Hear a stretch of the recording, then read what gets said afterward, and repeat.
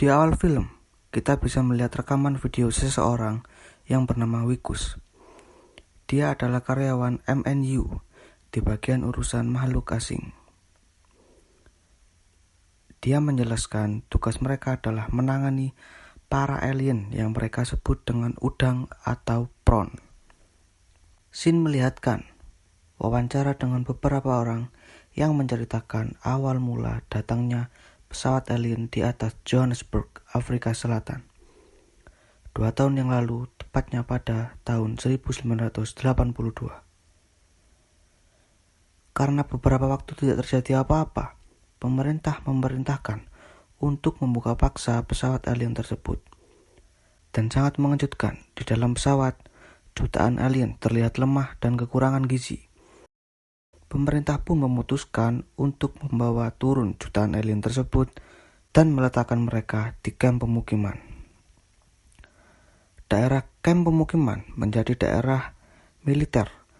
Seiring berjalannya waktu, kamp pemukiman para alien tersebut menjadi pemukiman kumuh, dan tempat itu disebut District 9. Seseorang menjelaskan sebuah video rekaman jatuhnya modul pesawat sehingga tidak dapat dioperasikan.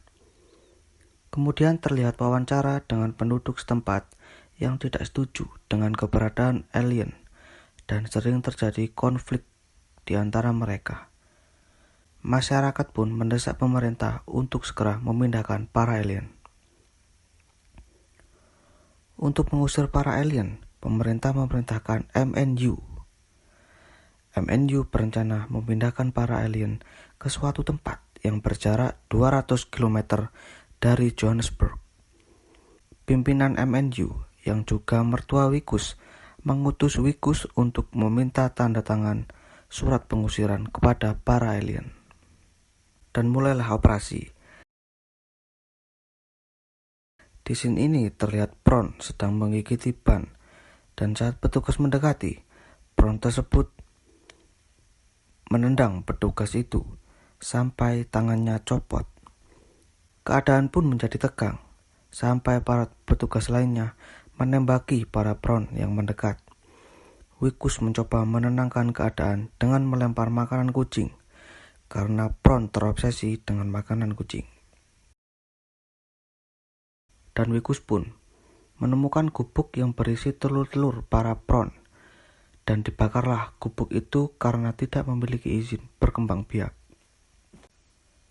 Kemudian Wikus bertemu dengan prawn yang menyimpan senjata-senjata alien. Seorang menjelaskan bahwa MNU ini adalah perusahaan senjata terbesar kedua di dunia. Dan tujuan MNU sebenarnya adalah mendapatkan teknologi persenjataan milik prawn. Namun hasil penelitian menjelaskan persenjataan prawn bekerja dengan sensor DNA sehingga manusia tidak bisa menggunakannya. Di tempat lain terlihat prawn yang bernama Christopher dan temannya satu prawn kecil, yaitu anak Christopher yang sedang mencari sesuatu di tempat sampah. Dan prawn kecil menemukan sesuatu yang mereka cari. Mereka pun kembali ke gubuk yang di dalamnya terdapat sebuah laboratorium dan mereka mulai mencampurkan beberapa cairan. Lalu jatuh satu tetes cairan ke sebuah tabung dan tabung itu menutup. Terdengar rombongan Wikus sudah sampai di tempat mereka. Mereka pun panik dan menyembunyikan tabung tersebut. Teman Christopher keluar menemui rombongan Wikus. Terjadi rusuh hingga Wikus terlempar yang mengakibatkan tangannya Wikus cedera. Ketika digeledah, Wikus menemukan tabung tersebut. Saat dicek, keluarlah cairan yang mengenai wajah Wikus. Wikus pun menyuruh kru yang merekamnya untuk berhenti merekam.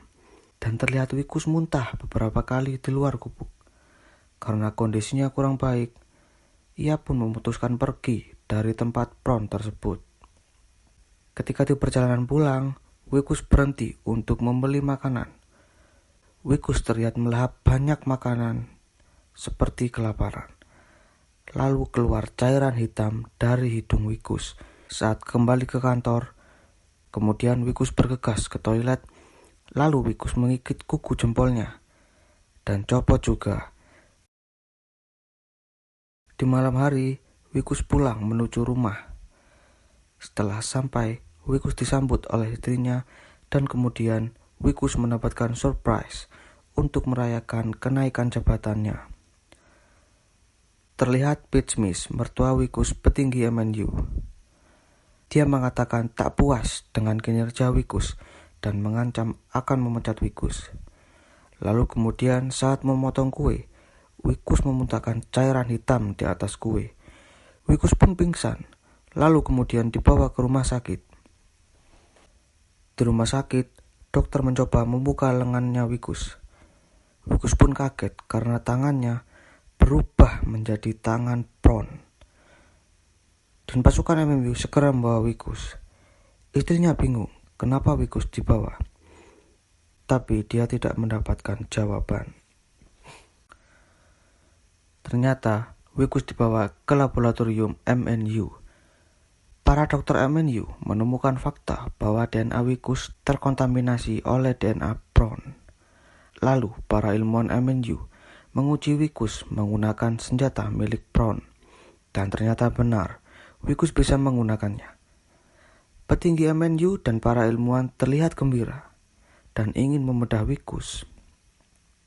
Mereka menyadari bahwa tubuh Wikus bernilai miliaran dolar karena dapat menggunakan senjata Prawn. Pete Smith, yang merupakan mertua Wikus pun menyetujui agar tubuh Wikus dijadikan penelitian.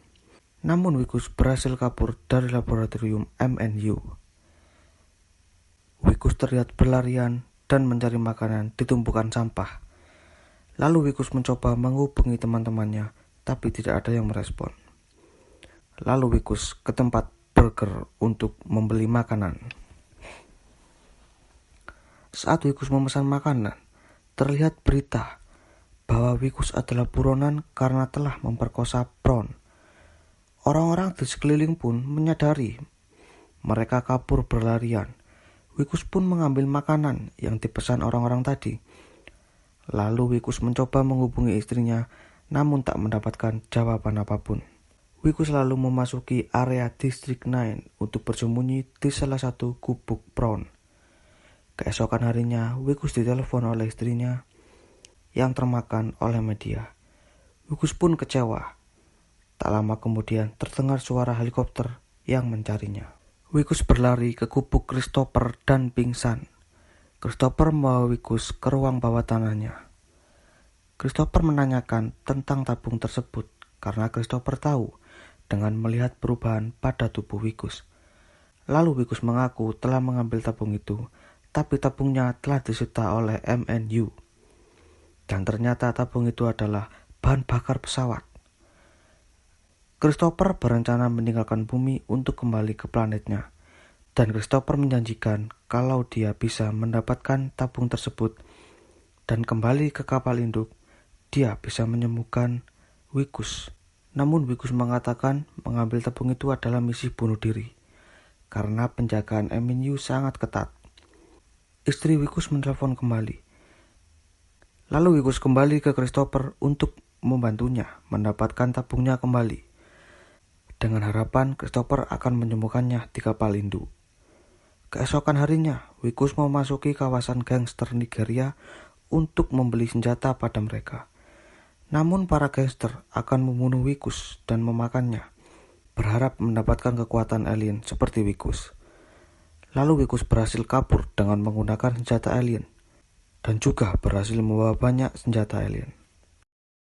Mereka pun memulai misi untuk mengambil tabung tersebut. Dengan susah payah, Wikus dan Christopher berhasil mendapatkannya, dan kembali ke District 9. Setelah sampai di gubuk, Christopher kembali mengatakan ke Wikus, saat kembali ke kapal induk, dia akan menemukan cara untuk menyembuhkan Wikus. Namun tidak sekarang, dibutuhkan 3 tahun penelitian. Wikus pun kecewa. Dia merasa dibohongi. Lalu Wikus memukul Christopher sampai pingsan. Wikus memasuki ruang bawah tanah. Ternyata ruang bawah tanah tersebut adalah kabin pesawat. Dan anak Christopher ada di dalamnya. Christopher lalu ditangkap oleh MNU. Wikus mulai menerbangkan pesawat itu. Lalu militer menembakkan rudal sampai pesawat itu pun jatuh. Wikus yang tertangkap terlihat pasrah. Namun robot di sebelah Wikus bergerak. Wikus yang menyadari sudah dikepung oleh militer memutuskan untuk menaiki robot itu. Wikus pun keluar dengan mengendarai robot tersebut dan menyelamatkan Christopher yang sedang ditawan. Dengan sisa tenaganya, Wikus melindungi Christopher untuk sampai ke pesawatnya. Terlihat Christopher mengoperasikan pesawat dan pergi meninggalkan bumi. Tamat. Ending yang menggantungkan.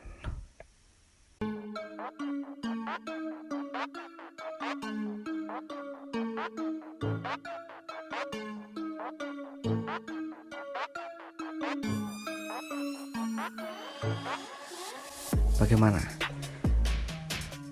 Jika kalian suka dengan alur